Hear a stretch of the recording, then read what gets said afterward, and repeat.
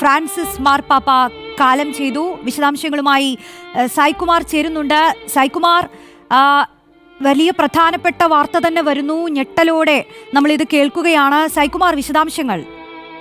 റോഷ്നി, തീർച്ചയായും ലോകത്തെ തന്നെ സങ്കടത്തിലാഴ്ത്തുന്ന ഒരു വാർത്തയാണ് ഇപ്പോൾ വരുന്നത്. മാർപ്പാപ്പ കാലം ചെയ്തിരിക്കുന്നു, ഓർമ്മയായിരിക്കുന്നു എന്ന വാർത്തയാണ് ഇപ്പോൾ വരുന്നത്. അദ്ദേഹം രോഗത്തോട് പടവെട്ടുകയും അതിൽ നിന്ന് അതിജീവിച്ച് തിരിച്ചു വരുന്നു എന്നുള്ളൊരു പ്രത്യാശയിലായിരുന്നു ലോകമുണ്ടായിരുന്നത്.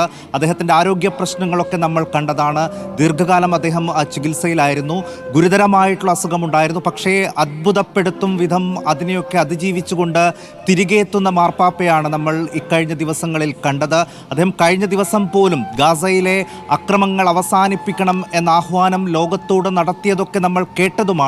പക്ഷേ ഇപ്പോൾ പുറത്തു വരുന്ന ഏറ്റവും സങ്കടകരമായ വാർത്ത അദ്ദേഹം കാലം ചെയ്തിരിക്കുന്നു, അദ്ദേഹം അന്തരിച്ചിരിക്കുന്നു എന്നുള്ളതാണ്.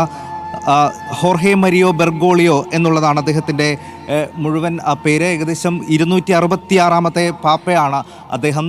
നിരവധി പ്രത്യേകതകൾ, ഒരുപാട് പ്രതിസന്ധികളിലൂടെ കടന്നു പോയിരിക്കുന്ന സഭയിൽ പുതിയൊരു ദിശാബോധം നൽകിയ ഒരു മാർപ്പാപ്പ കൂടിയായിരുന്നു അദ്ദേഹം. 2013 മാർച്ച് 13-നാണ് ഇദ്ദേഹം കത്തോലിക്കാ സഭയുടെ 266-ാമത് പാപ്പയായി തിരഞ്ഞെടുക്കപ്പെട്ടത്. അന്ന് ശാരീരിക അവശതകൾ മൂലം ബെനഡിക്ട് 16 മാർപ്പാപ്പ ഫെബ്രുവരി 28-ൽ രാജിവെച്ചതിനെ തുടർന്നാണ് ഇദ്ദേഹം പുതിയ മാർപ്പാപ്പയായി തിരഞ്ഞെടുക്കപ്പെടുന്നത്. അർജന്റീനക്കാരനായ അദ്ദേഹം തിരഞ്ഞെടുക്കപ്പെടുന്നതിന് മുൻപ് ബ്യൂണസ് അയേഴ്സ് രൂപതയുടെ തലവൻ കൂടിയായിരുന്നു അദ്ദേഹം.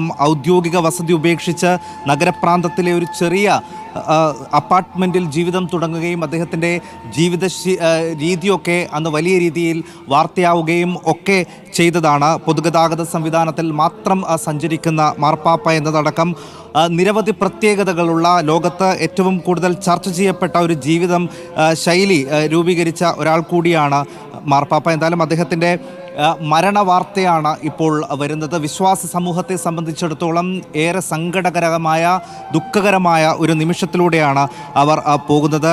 ആഗോള കത്തോലിക്ക സഭയുടെ തലവനാണ്, റോമിൻ്റെ മെത്രാനാണ്. 1997 ജൂൺ 3-ലാണ് അദ്ദേഹത്തിൻ്റെ സ്ഥാനാരോഹണം നടന്നത്. 2013 നേരത്തെ ഞാൻ സൂചിപ്പിച്ചതുപോലെ അദ്ദേഹത്തിൻ്റെ മുൻഗാമി ബെനഡിക്ട് 16-ാമൻ ഒഴിഞ്ഞ, അദ്ദേഹം ശാരീരിക അവശതകൾ മൂലം പദവി ഒഴിഞ്ഞ ഇടത്താണ് അദ്ദേഹം വരുന്നത്. ആഗോള കത്തോലിക്ക സഭയുടെ നിരവധി മാറ്റങ്ങൾക്ക് ചുക്കാൻ പിടിച്ച ഒരാൾ കൂടിയാണ് അദ്ദേഹം.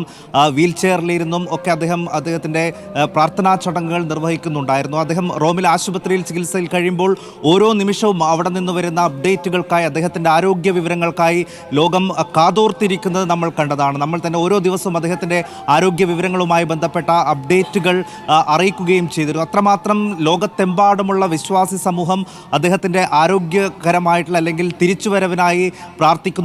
റോമിൽ ലോകത്താകമാനമുള്ള വിശ്വാസി സമൂഹം അദ്ദേഹത്തിൻ്റെ തിരിച്ചുവരവിനായി വലിയ പ്രാർത്ഥനകൾ നടത്തുകയും ചെയ്തിരുന്നു. അത്ഭുതപ്പെടുത്തും വിധം അദ്ദേഹം അതിൽ നിന്ന് തിരിച്ചു വരുന്നു.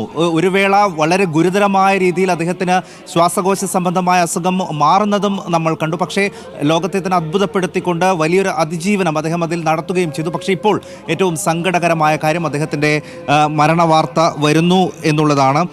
ഒട്ടനവധി പ്രത്യേകതകൾ അദ്ദേഹത്തിൻ്റെ ഈ ഭരണകാലയളവിൽ, ഒട്ടനവധി പ്രത്യേകതകൾ, അദ്ദേഹം എടുത്തിട്ടുള്ള ഓരോ നിലപാടുകളും ഓരോ സമയം വരുമ്പോഴും മാർപ്പാപ്പ വിഷയത്തിൽ എന്ത് പറയുന്നു എന്നടക്കമുള്ള കാര്യങ്ങൾ ലോകം ആകാംക്ഷയോടെ ഉറ്റുനോക്കുന്ന ഒരു സമയം കൂടിയായിരുന്നു. എന്തായാലും ലോകത്തെ തന്നെ അത്ഭുതപ്പെടുത്തിയ, ഏറെ ആരാധകരെ ഉള്ള ഒരു വിശ്വാസ സമൂഹത്തിൻ്റെ ഏറ്റവും പ്രധാനപ്പെട്ട ഒരാളാണ് ഇപ്പോൾ വിടവാങ്ങിയിരിക്കുന്നത്. റോഷ്നി. സായ്കുമാർ, നമുക്കറിയാം കഴിഞ്ഞ ദിവസം, അതായത് ഈസ്റ്റർ ദിനത്തിലടക്കം ഗാസയിൽ വെടിനിർത്തലിന് ഫ്രാൻസിസ് മാർപ്പാപ്പ ആഹ്വാനം ചെയ്തതാണ്. ഈ ന്യൂമോണിയയിൽ നിന്ന് സുഖം പ്രാപിച്ചു വരികയായിരുന്നു അദ്ദേഹം. സെന്റ് പീറ്റേഴ്സ് ബസിലിക്കയുടെ പ്രധാന ബാൽക്കണിയിലെത്തി ആ സന്ദേശവുമായി അദ്ദേഹം എത്തിയതാണ്. പക്ഷേ സഹായിയാണ് ആ സന്ദേശം വായിച്ചത്. നമ്മളെല്ലാം അത് കണ്ടതാണ്. ഈ ഡോക്ടർമാർ നിർദ്ദേശിച്ചത് കൊണ്ട് തന്നെ ഈസ്റ്റർ കുർബാനയ്ക്ക് നേതൃത്വം അദ്ദേഹം നൽകിയില്ലെങ്കിലും ചടങ്ങിനൊടുവിൽ ആശീർവാദവും സന്ദേശവും ഒക്കെ നൽകാൻ അദ്ദേഹം എത്തിയത് വിശ്വാസികളെ സംബന്ധിച്ച് ഏറെ സന്തോഷമുള്ള കാര്യമായിരുന്നു. അദ്ദേഹം